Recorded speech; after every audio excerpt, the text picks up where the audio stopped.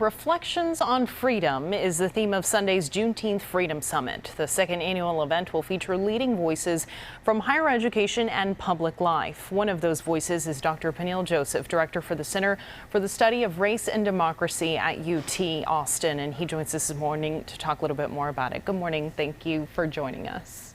Good morning. Thank you. All right, so Dr. Joseph, tell us a little bit more about the summit. It's the second one since Juneteenth was officially recognized as a federal holiday. What will really be the focus?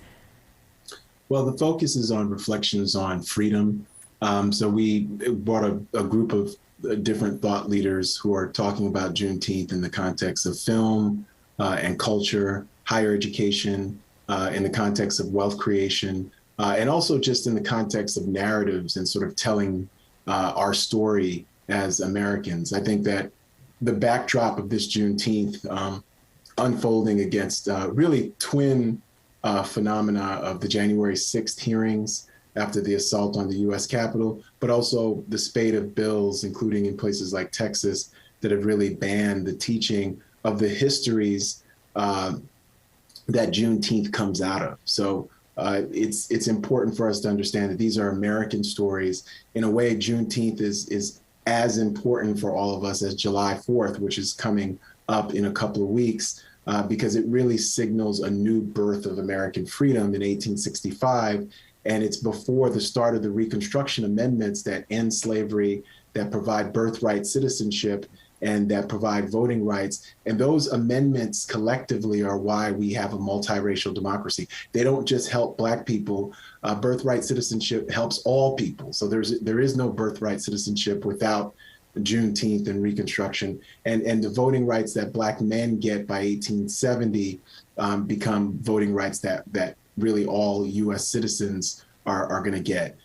So it's a really important period, and it's a Black American story, but it's also just an American story at the same time. Right. Dr. Joseph, it's 2022. Why is it important to continue talking about the history? Well, that history is what we confronted 2 years ago in the context of George Floyd, in the context of the racial uprisings in 2020. And that history is really what is still so controversial. You know, some people they're passing legislation in Florida, in Texas, in Virginia that really say we need to erase that history. We can't confront that history.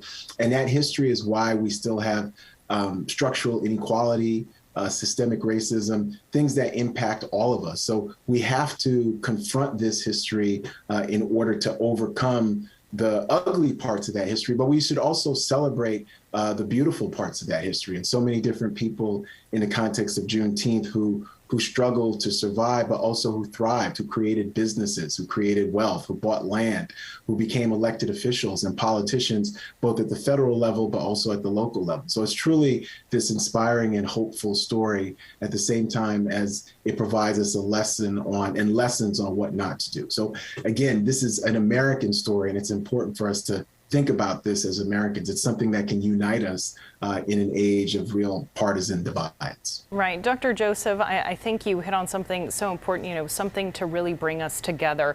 Tell us a little bit more on how we can really continue to use Juneteenth to build and grow as a nation. We've seen, of course, some areas of our society where the celebration of Juneteenth has really fallen flat, most notably, ice cream from Walmart. What are ways to truly celebrate this holiday for what it is?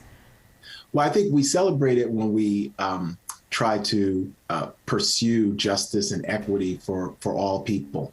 So it's not about sort of trying to brand it as so much as having impact. So when we think about Juneteenth, in 4 years, we're going to celebrate the 250th anniversary of the United States, Independence Day.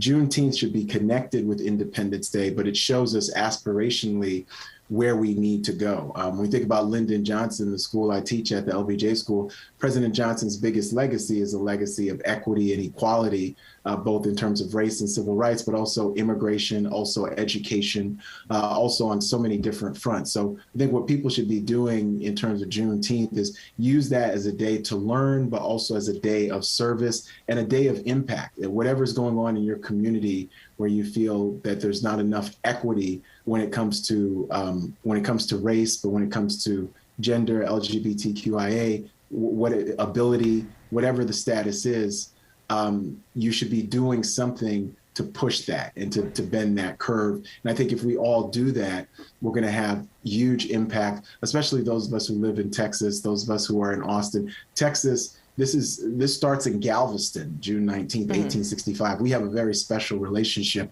with Juneteenth as Texans, and we should be at the forefront. We celebrated Juneteenth before the rest of the nation, I might add. So we always say what happens here in Texas and University of Texas at Austin changes the world. And in terms of Juneteenth, we have done that because we led the way to commemorate that as a federal holiday. Perfect. Well, clearly so much more to talk about that we are going to be hearing at that second annual summit. That is, again, Sunday. What is the time one more time?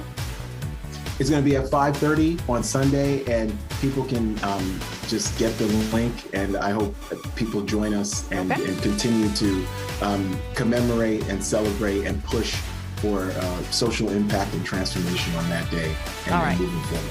Perfect. We appreciate your time, Dr. Peniel Joseph with the University of Texas at Austin. Thanks for joining us.